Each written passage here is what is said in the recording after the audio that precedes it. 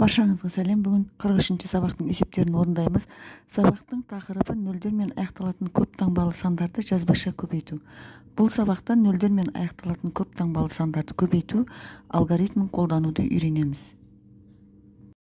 Бірінші есеп. Есептеулерді ретімен орында әр бағандағы өрнектердің мәндерінің қосындысын тап. Сонда ұлы жібек жолы өткен жерлерде саудадан басқа тағы не дамығанын білетін боласың. Астында тұр, бұл өрнектердің мәні егер 94.240-қа тең болатын болса, мәдениет болады. 240.400 болса, көлікті. 875.000 болса, қарулануды. 694.440 болатын болса, дипломатияны дамытқан болады. Қазір есептеп, шешімін табамыз. Көбейтуді орындаймыз. 650-ді 10-ға көбейтетін болсақ 6500 болады. Бұл жерде 65-ті 1-ге көбейтіп, соңындағы 2 нөлді 65-тің артына тіркейміз. Сонда 6500 шығады. Қалғандарында солай орындаймыз. 310-ды 200-ге көбейтсек 62.000, 110-ды 4-ге көбейтсек 440.000, 120-ны 40-ға көбейтсек 4800, және 410-ды 50-ге көбейтсек 20.500. Демек, енді осы көбейтінділердің мәнін қосып шығамыз. Яғни 6500-ге 62.000-ді қоссақ 68.500, 440-ға 4800 қоссақ 5240 болады, және оған 20.500-ді қосамыз. 68.500-ге 5240-ді қоссақ 89.000, оған 5240-ді қоссақ 94.240. Бұл мәдениет. Екінші бағандағы көбейтуді орындаймыз. 2420-ға көбейтсек 48.000, 422-ге көбейтсек 840.000, 320-ға 30-ды көбейтсек 9600, 2000-ға 300-ді көбейтсек 600.000, 1200-ді 30-ға көбейтсек 36.000. Енді осы мәндерді қосып шығамыз. 48.000-ға 840-ды, оған 9600-ді, оған 600.000-ді және 36.000-ді қосамыз. Нәтиже 694.440 болады. Бұл дипломатия. Демек, жауабы саудадан басқа мәдениет және дипломатия дамыған, ұлы жібек жолы өткен жерлерде. Екінші есеп. Жазылуын және есептеу тәсілін түсіндір. Демек, мына жерде бірінші баған түрінде көбейткен, 230-ды 20-ға көбейткен. Бірінші сандарын көбейтіп аламыз. 3-ті 2-ге көбейтеміз, бірліктерін көбейтсек 6 болады. Және енді ондықтарын көбейтеміз, 2-ні 2-ге көбейтсек 4 болады. 46 болды. Енді көбейткіштердің соңындағы нөлдерді санаймыз. 1, 2 екен. Демек, 46-ның артына осы 2 нөлді тіркейміз. Сонда жауабы 4600 болады. Одан кейін 2300-ді 20-ға көбейтеміз. Бұл жерде сандарды санның астына жазамыз. Яғни нөлдің астына бірлігін бірліктің астына етіп жазып бармаймыз. Тек сандарды ең соңында тұрған саннан бастап жазамыз. Сонда 2320-ға көбейтсек 23-ті 2-ге көбейтеміз, 46 болады. Соңындағы нөлдерді санап 46-ның артына тіркейміз, 46.000 болады. Одан кейінгісі 230-ды 2000-ға көбейткен, бұл 460.000-ға тең болды. Мына ережені біз әрдайым есте сақтауымыз керек.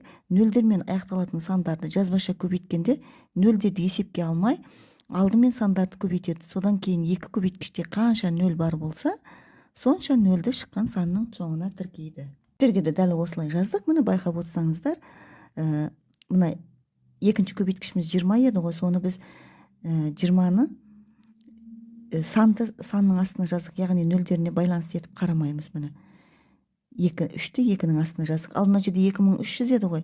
20-ны біз соңынан жазған жоқпыз, өйткені тек санды санның астына жаздық. Яғни мына жерде 300-дік, мына жерде 2 ондық болып тұр. Бірақ біз 2-ні жазамыз бұл жерге. Яғни нөлдің астына жазбаймыз 2-ні. Мына жерде де дәл сонда 230-ды 2000-ға көбейтеміз. Бұл жерде 2000-дік болып тұр ғой. Бірақ біз оны санның астына жазамыз. Яғни 3 ондық санның астына жаздық. Бұл жерде нөлдерді елемейміз біз. Үшінші есеп, жазбаша есепте. 450-ді 300-ге көбейтуіміз керек. Біз бұл жерде нөлдерін елемейміз де, 45-те білеміз, және мына 300-дің 3-ні 5-тің астына жазамыз. Енді 45-ті 3-ге көбейтсек, 5-ті 3-ге көбейтсек 15 болады, 5-і түсіп 1 ондығы ойда, 4-ге 3-ті көбейтсек 12, ойдағымен 13 болады, 135. Демек, мына 3 нөлді оның соңына тіркеп жазып қоямыз. Сонда нәтиже 135.000 болады. 180-ді 700-ге көбейтеміз. Бұл жерде де сандарды санның астына жазып, нөлдерді елемейміз, бірақ жазып қоямыз. Енді 8-ге 7-ні көбейтсек 56, 6-сын жазамыз, 5 ондығы ойда болады, 7-ге 1-ді көбейтсек 7, ойдағы 5 пен 12 болады. Демек 180-ді 700-ге көбейтсек 126 мың.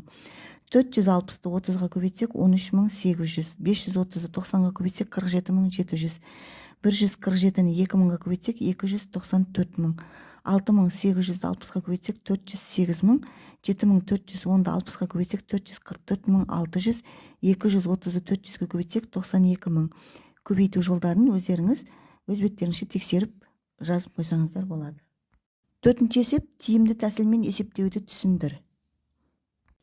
630-ды 3 пен 3-тің көбейтіндісіне бөлуіміз керек. Бұл жерде бізге тиімді тәсіл 3-ті 3-ке көбейтіп 630-ды бөлуіміз. 630-ды 9-ға бөлетін болсақ 70 болады.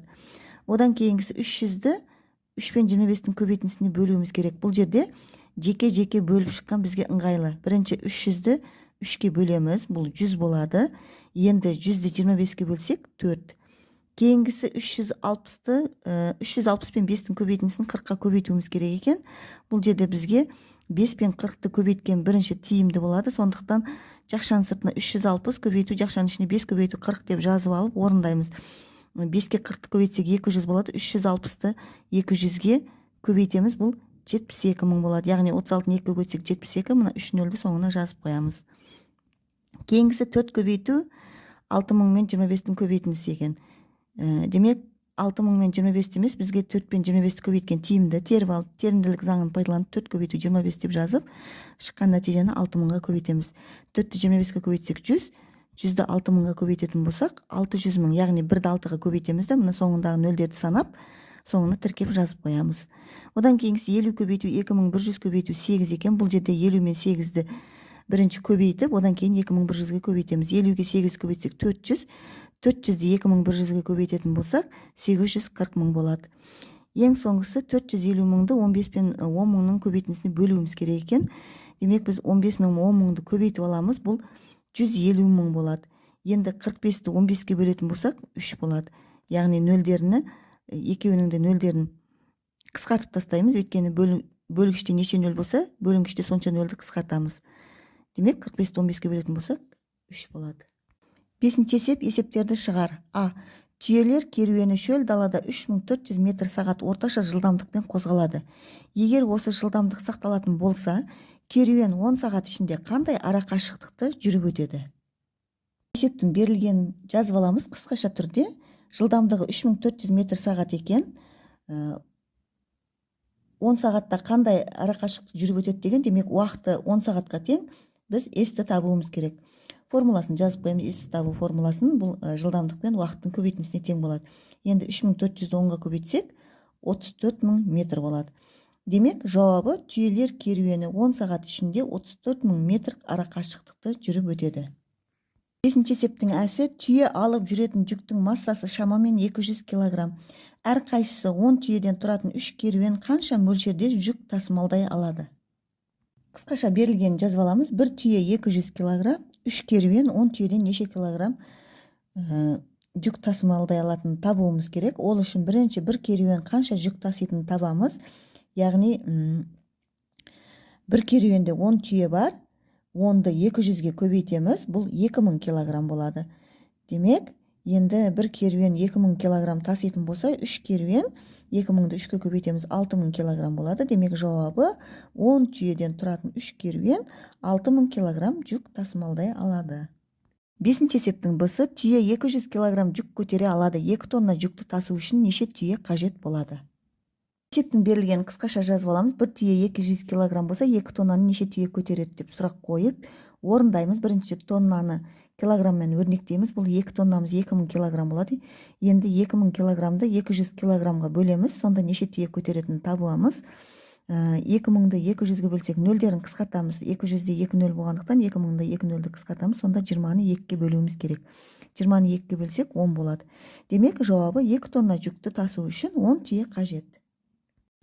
6-ші есеп, түбірлері бірдей теңдеулерді таба аласың ба? Оларды жұптастырып жаз. Түбірлері бірдей теңдеулерді табу үшін біз әуелі теңдеулерге қараймыз. Міне біріншісінде x пен 80-нің айырмасы 40-қа бөлуіміз керек екен. Бұл 640-қа тең деген. Біз бұларды жұптастырып жазу үшін, егер мына жерде мына қарасақ, 640-ты мына 40 бөлу еді ғой. Мына теңдіктің екінші жағына көбейту 40 болады. Демек, x азайту 80 тең 600 көбейту 40. Осыған тең екінші теңдеуді тауып аламыз міне. Демек, мына жерде тұр. Бұл x азайту 80 тең 640 көбейту 40. Кітапта төртінші теңдеу. Осы теңдеу, мына теңдеудің жұбы болып табылады. Міне орындағанын жазып қойдық. X азайту 80 тең 640-ты 40-қа көбейтеміз. Бірінші оң жағын орындаймыз. Бұл 25600-ге тең болады. Енді x-ті табу үшін 25600-ге мына 80-ді қосамыз. Сонда 25680 болады.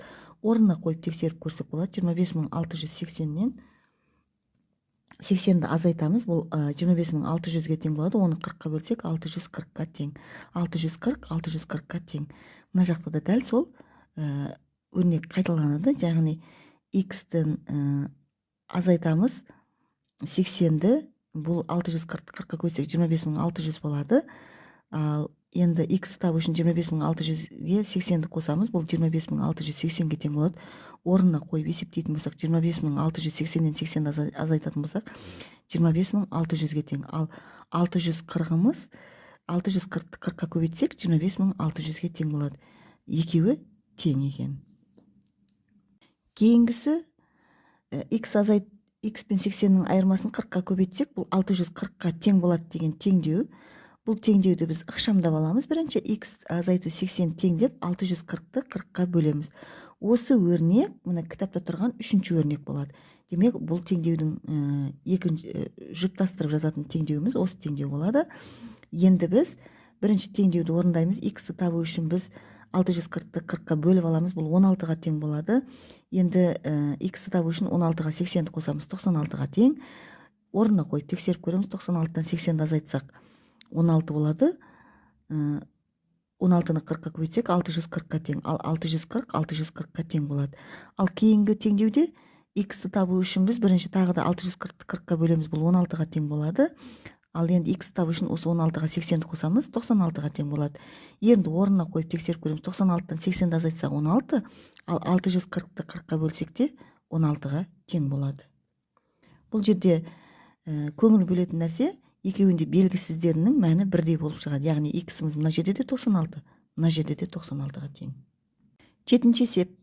Шама өлшемдерінің кестесін есіңе түсір және тапсырманы орында. Демек, біріншісіне қарайық. 25 километр 500 метр дейді. Бұны біз метрде және дециметрде өрнектеуіміз керек екен. Дәптерге орындаймыз. 1 километрде 1000 метр бар. Сондықтан 25 километрді біз 25 000 метр деп жазып аламыз да, оған мына 500 метрді қоссақ 25500 метр болады. Ал енді оны дециметрде өрнектейтін болсақ, 1 метрде 10 дециметр бар. Сондықтан мына 25500-ді 10-ға көбейтеміз. Сонда 250000 дециметр болады. Ал одан кейінгісіне 25036 сантиметрде, метрде, дециметрде және сантиметрде өрнектеуіміз керек. Біз білеміз, 1 метрде 10 дециметр бар. Ал 1 метрде және 100 сантиметр бар. Демек, мұнаны метрде өрнектеуіміз үшін 25036 сантиметрді біз бірінші 100-ге бөлеміз метрде өрнектеу үшін. Онда 250 метр болады. 250 метр. Енді дециметрде өрнектейтін болсақ, мұна 36 сантиметрдің 30 сантиметріміз 3 дециметрге тең болады. 3 дециметр деп және 6 сантиметрдің өзін жазамыз. Сонда 250 метр 3 дециметр 6 сантиметрге тең болады. Кейінгісі 207 метрді километр және метрді өрнектеуіміз керек. 1 километрде 1000 метр бар болғандықтан 2000 метрді біз 2 километр деп жазып, алдына 7 метрдің өзін жазамыз. Одан кейінгісі 10 сантиметр квадратты миллиметр квадратта өрнектеуіміз керек. 1 сантиметр квадратымыз 100 миллиметр квадратқа тең. Ендеше осы 100-ді біз 10 болғандықтан мына 10-ға көбейтеміз, 1000 болады. Демек 10 сантиметр квадратымыз 1000 миллиметр квадратқа тең. Одан кейінгісі 1 метр квадратымызды дециметр квадратта және сантиметр квадратта өрнектеуіміз керек. 1 метр квадратымыз 100 дециметр квадратқа тең, жазып қоямыз 100 дециметр квадрат деп, және ол 10.000 сантиметр квадратқа тең, яғни 1 метр квадратымыз. Бұнда жазып қоямыз. Одан кейінгісі 1 миллион метр квадратта километр квадратта өрнекте деген, біз білеміз 1 километр квадратымыз 1 миллион метр квадратқа тең. Сондықтан мына жерге 1 километр квадрат жазылады. 8-ші есеп. Мәтін бойынша есеп құрастыр. Түйе өз салмағының жартысына тең жүкті көтере алады. Ең мықтылары шамамен өз салмағына тең 600 кг жүкті көтеруге мүмкіндігі бар. Демек, есеп құрастырамыз. Бір түйе 300 кг көтеретін болса, 600 кг-ды неше түйе көтереді деген сұрақ қойып орындаймыз. Ол үшін біз 600 кг-ды 300 кг-ға бөлеміз. Бұл 2 болады. Демек, жауабы 600 кг жүкті тасу үшін 2 түйе қажет деп жазамыз. 9-ші есеп, санауға көмектес. Бір адамға автобусқа барып қайтқан үшін 4300 теңгеге билет сатып алған болса, қонақ үйге күніне 6000 теңгеден 3 күнге төлесе, 2000 теңгеден 3 экскурсияға баратын болса, 5 саяхатшы қанша ақша жұмсайды? Есептің берілгенін жазып аламыз. Автобусқа 4300 теңге екен бір адамға. Қонақ үйге 3 күнге 6000 теңгеден екен, ал 3 экскурсияға 2000 теңгеден екен. Ендеше, бұның барлығы бір адамдыке, және 5 адамға қанша теңге жұмсалатынын табуымыз керек. Оны табу үшін бірінші біз 3 күнге қонақ үйге қанша ақша кететінін табамыз. Ол үшін 6000-ды 3-ке көбейтеміз, 18000 теңге болады бұл 3 күнге. Кейін экскурсияға қанша кететінін табамыз. Ол 2000 теңгеден 3 күнге 6000 теңге кетеді екен. Одан кейінгісі автобусқа қанша кететіні белгілі ғой. Енді бір адамға барлығы қанша ақша кететінін табу үшін осы автобусқа кеткен, қонақ үйге және экскурсияға кеткен ақшалардың санын қосамыз. Бұл 28300 теңге болады. Енді осы 28300 теңгені біз 5-ке көбейтеміз, яғни 5 адамға қанша ақша кететінін табу үшін. Ендеше 28300-ді 5-ке көбейтетін болсақ, 141500 теңге болады. Демек, жауабы 5 саяхатшы 141500 теңге жұмсайды. 10-ші есеп, ойлан және жауап бер. Екі керуенде 26 түйе болды. Бірінші керуенге тағы 6 түйе, ал екіншісіне тағы 8 түйе қосқанда керуендегі түйелер саны теңесті. Бастапқыда әр керуенде қанша түйеден болған? Есептің берілген қысқаша жазып аламыз. Екі керуенде 26 түйе бар. Бір керуенге 6 түйе қоссақ, екі керуенге 8 түйе қоссақ, екі керуен теңеседі дейді. Демек, бастапқыда әр керуенде қанша түйе болғанын табуымыз керек. Демек, бірінші керуенге 6 түйе, екінші керуенге 8 түйе қосатын болсақ, барлығы қанша түйе болатынын тауып аламыз. Бірінші 26-ға 6-ны қосып 8 қоссақ 40 түйе болады. Бұл барлық түйелердің саны. Енді осы барлық түйенің санын 2-ке бөлеміз, 20 түйе болды. Бұл әзір түйелердің, екі керуендегі бірдей түйелердің саны, екеуі теңескендегі саны. Енді демек біріншісіне 6 қоссақ дейді ғой. Демек, осы 20-дан 6-ны азайтамыз. Демек, бұл 14 болады. Бұл бастапқыда бірінші керуенде болған түйелердің саны. Ал екінші керуенге 8 түйе қосқан, сондықтан 20-дан 8 азайтамыз, бұл 12 болады. Демек, бастапқыда екінші керуенде 12 түйе болған. Демек, жауабы бастапқыда бірінші керуенде 14 түйе, екінші керуенде 12 түйе болған. 11-ші есеп, есепте. 710-ды 3000-ға көбейтеміз. Оны баған түрінде, жазбаша түрде көбейтетін болсақ, біз мән берместен мына нөлдеріне 71 мен 3-ті көбейтеміз. 1-ді 3-ке көбейтсек 3, 7-ге 3-ті көбейтсек 21. Демек, енді осы 213-тің соңына мына көбейткіштерде неше нөл болса 4 нөл бар екен, солынша нөлді тіркеп жазамыз. Демек, жауабы 2.130.000. Кейінгісі 42.000-ды 60-ға көбейтеміз. 42-ні 60-ға көбейтсек 252. Оның артына мына 4 нөлді жазамыз. Сонда жауап болады 2.520.000. Кейінгісі 151-ді 40.000-ға көбейтеміз. 151-ді 4-ке көбейтсек 604. Оның соңына мына 4 нөлді жазамыз. Сонда 6.040.000 болады. Одан кейінгісі 7820-ға көбейтеміз. Бұл 156.000. Кийинкиси 1820-га көбөйтөбүз. Бул 36.000-га тең. 6510-ду 600-гө көбөйтсек 3.906.000-га тең болот. Буну өз беттериңизче көбөйтүп эсептеп көрсөңүздөр болот. Осу менен бүгүнкү 43-сабактын баардык эсептери орундалды. Каналга тиркелип лайк басууну унутпаңыздар. Сау болуңуздар.